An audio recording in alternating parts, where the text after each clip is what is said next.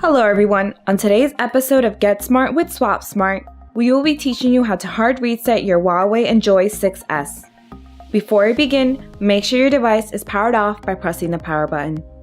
To hard reset your device, we will need to press and hold the volume up button and power button until the Huawei logo appears.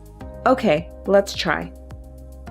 First, hold the volume up button and power button. Release when the Huawei logo appears, then wait for the recovery screen. Do you have old devices not being used at home?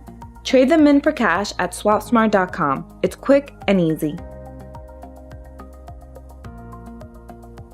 When the recovery screen appears, use the volume down button to navigate to wipe data, factory reset, and press the power button to select.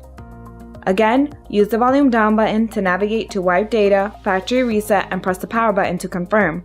And finally, wait for the factory reset to complete, and you're done. If you found this video helpful, please subscribe to our channel, like the video, or leave a comment. We'd love to hear from you. Thank you for watching. Until next time.